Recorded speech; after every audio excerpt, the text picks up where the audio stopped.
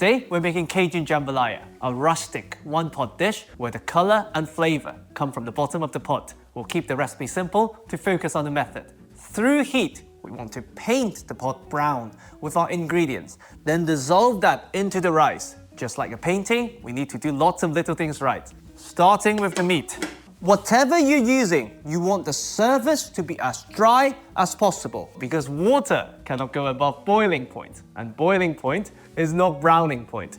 So dry them with kitchen towel. If time permits, leave them in the fridge uncovered overnight. We keep them chunky to reduce surface moisture and increase the face time with the pot. Now the pot, heavy bottom for even heating. Non-stick is out of the question. We want the paint to stick. If you're doing it for the first time, I would recommend avoid a dark surface so you have more control. On that note, we make it very hot and add as thin a layer of fat as possible just to prevent excessive sticking. Meat goes in, but don't crowd. We want to see at least 1/3 of the surface. Otherwise, the temperature would drop too much. We press everything down so they touch the hot surface, not just the hot oil, and we don't move them. We let them stick and start painting. Once the steam, the rapid evaporation has subsided, we lower the heat slightly to medium-high and start developing complex, meaty flavors via the Maillard reaction. Nutty, roasted notes thanks to caramelization, both on the surface of the meat and the pot. To pay our homage to decontrol, we're using just chicken thighs, but you can use anything you like with a decent amount of fat content. When you're flipping or when you're doing this in batches, don't change the location. Naked fond always becomes burnt fond. Layer your paint. Don't spread it too thin. Now, once everything is beautifully golden, chicken comes out. And we allow our fond just 30 seconds of alone time to deepen its color and flavor. And you can see the exposed surface has taken on a hint of smoky note thanks to the oil splashing. Now, onions in, we're temporarily breaking the Holy Trinity apart because out of the three, only one is a painter. First, the onions will release their close to 90% water content, lifting our fond completely. Once most of the water content has been evaporated, they go from being the cleaner to the painter. With just enough amino acid, we get round 2 Maillard reaction. And of course, plenty of natural sugar for round 2 caramelization. Once you can see another beautiful layer, the Holy Trinity reunites. Yes, for the celery to impart some subtle herbal notes and the green bell pepper to impart its earthy sweetness, but most importantly to release the natural moisture to lift our second round of fond, taking all those concentrated flavors, Maillard goodness, caramelized sweetness with us. And of course, through heat, we evaporate the water content to concentrate the flavors we just mentioned. One clean bottom, the painting phase is over, now we build flavors.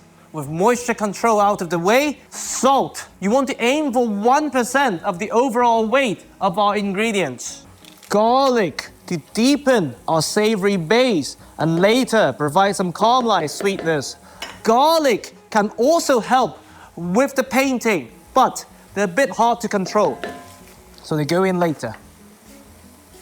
Bay leaf goes in earlier than usual to bloom in our fat, activating its eucalyptus mint-like notes. Same with the thyme for some resinous aroma. Cayenne for some sharp heat. Black pepper for some earthy heat. Again, we're keeping the seasoning simple. You can use whatever you like. Now, once you can see a thin layer of fat coating the bottom of your pot, meaning we've evaporated most of the water content, rice goes in to coat and toast.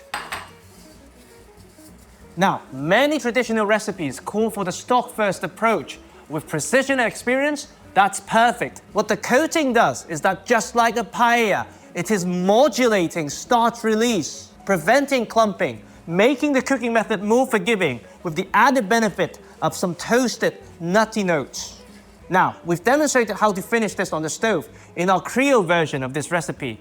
Today, if you would allow me, I want to show you a method to take the browning even further.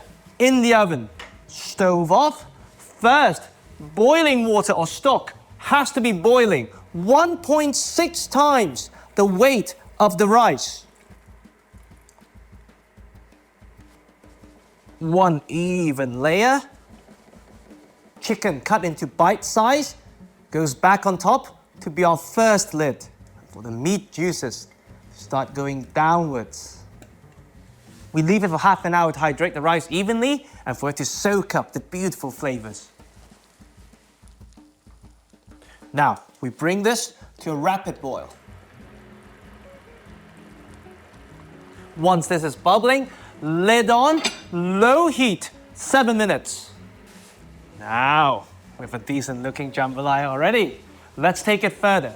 With the help of the steam, we first scrape the side, preventing it from burning later. Lid back on, we mimic campfire cooking. Heat from multiple sides. 230 oven with fan, 20 minutes. After 5 minutes rest, we have this beauty.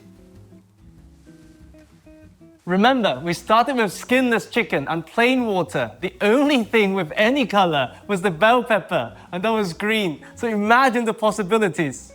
Now, we fluff to release trapped steam. Just look at that. Just look at these beautiful, beautiful burnt bits. Golden, slightly brown. You can almost see how crispy they are. And this is brown jambalaya. Look at that though, come on. Just look at this.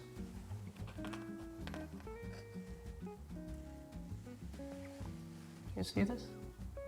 Look at this. Crazy good.